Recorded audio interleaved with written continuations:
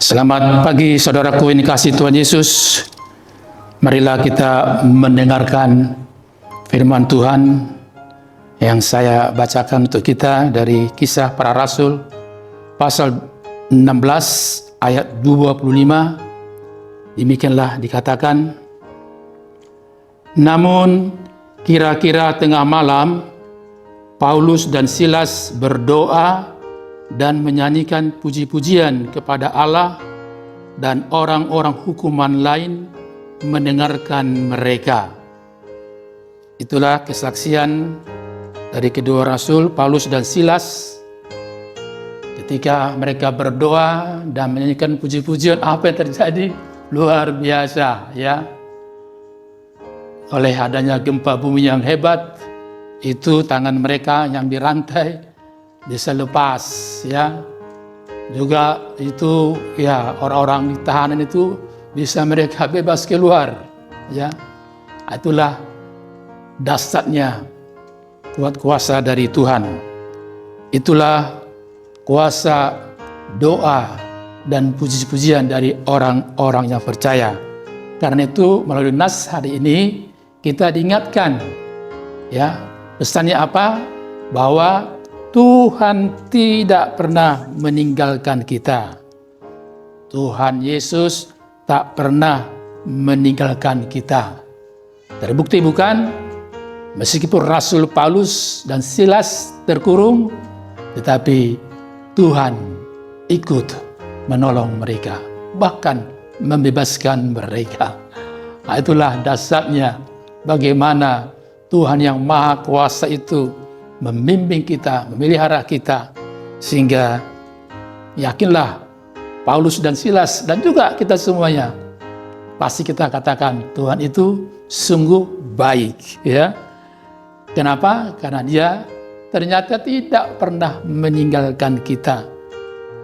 Oleh pengalaman Paulus dan Silas, apa mau dikatakan kepada kita? Karena Tuhan itu sungguh baik, maka kita semuanya, anak-anaknya, tetaplah kita berserah kepada Tuhan. Ya, berserah artinya mempercayakan seluruh hidup kita kepada Tuhan, bahkan masa depan kita. Nah, itulah kalau kita merasakan bahwa Tuhan itu baik, maka pertama sekali supaya kita terus-menerus berserah kepada Tuhan. Apalagi agar kita tetap, ya, hidup kita terarah kepada Tuhan, fokus kepada Dia saja. Kenapa? Dialah pusat kehidupan kita, Dialah sumber berkat kita, Dialah sumber keselamatan kita, Dialah sumber kebahagiaan kita. Selama kita dalam perjalanan hidup di dunia ini, tetaplah arahkan hidup kita kepada Dia. Dan yang berikut apa lagi? Tetaplah indahkan firman-Nya, sehingga Dia pun akan memberikan masa depan yang indah. Setiap orang yang mengindahkan firman Tuhan, dia merasa kuat, tetap semangat. Meskipun dia gagal, dia mampu mengatakan, kegagalan bagi saya adalah keberhasilan yang tertunda. Luar biasa kebaikan Tuhan itu. Dan akhirnya orang-orang yang senantiasa berserah kepada Tuhan, yang yakin bahwa Dia tidak pernah meninggalkan kita, dia percaya bahwa kehendak Tuhan dalam hidup kita bukanlah supaya kita mengalami kecelakaan. Sebaliknya, kehendaknya saudara dan saya boleh menikmati hidup selama-lamanya.